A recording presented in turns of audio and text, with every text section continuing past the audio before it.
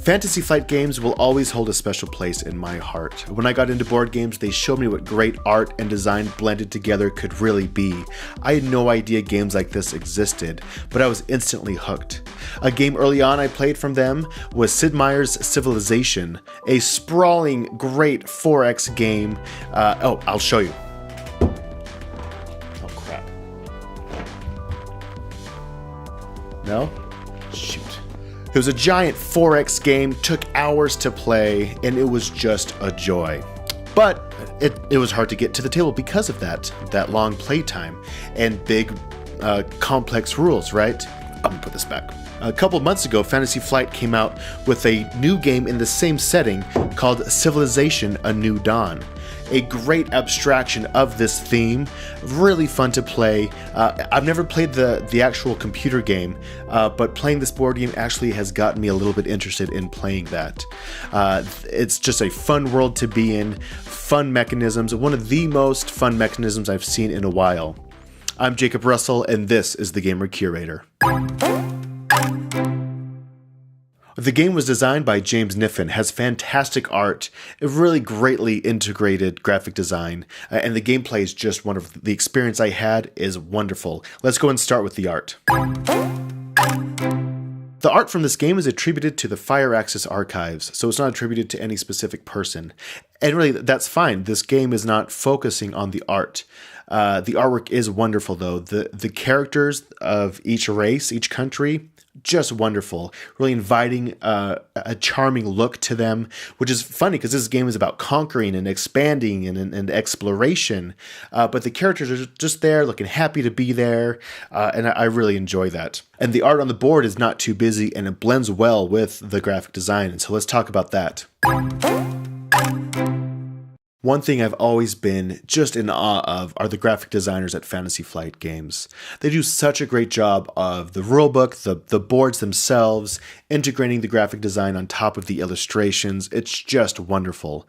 The detail is just magnificent, and it always has been, even in the rulebooks. If you look at a rulebook from Fantasy Flight Games, and this game is no exception, even the borders around the pages, they're just detailed. It's not just flat colors.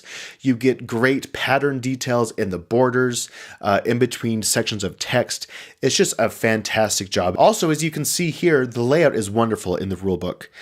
It's really easy to get through. It's not a very complicated game, and the rules do a great job of showing this with excellent layout and images to show good examples. I've always loved Fantasy Flight rulebooks. The design and the artwork on the board does not compete, and that's great.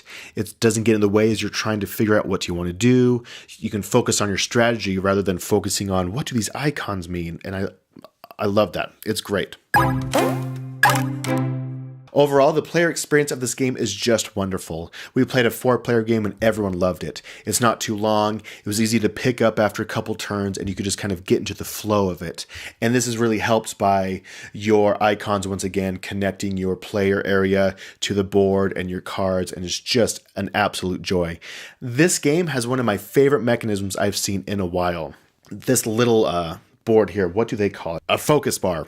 These focus bars are so clever, and here's why. It abstracts this idea of expanding and evolution and progression of your country in such a beautiful way.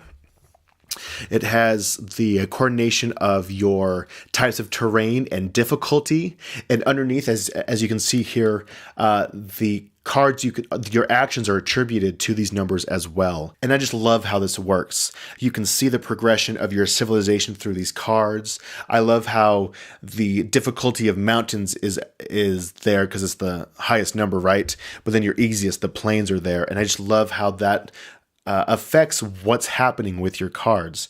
Super fun. I'm excited to see if this actually comes into other games at some point, but that just made this game an absolute joy. Overall, I loved this game. I loved the experience that I had. The artwork is charming and it's inviting and it helps you get into that world. And I love the design, the visual design, how it really helps you connect your player experience with what you're doing to the board and with other players as well. And just that idea of progression abstracted in that focus bar. I absolutely loved that, and I'm excited to see that in future plays, how I can do better with that. I'm not great at board games. I don't know if I've ever said that, but I'm just terrible. I rarely win. But the joy of just discovering new mechanisms and being able to share these experiences with my friends around the table is just a treat. I cannot recommend this game enough, purely based on what we've talked about, the artwork, the design, and the overall experience. Ha! Look at that! Second video. Nailed it. Sort of. Thank you so much for watching. Please connect with me on social media. I'm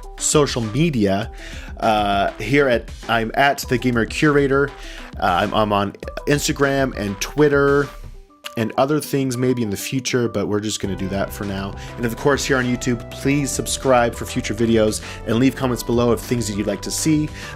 Maybe if your experience with this game was different, things like that. But I appreciate it. Thank you.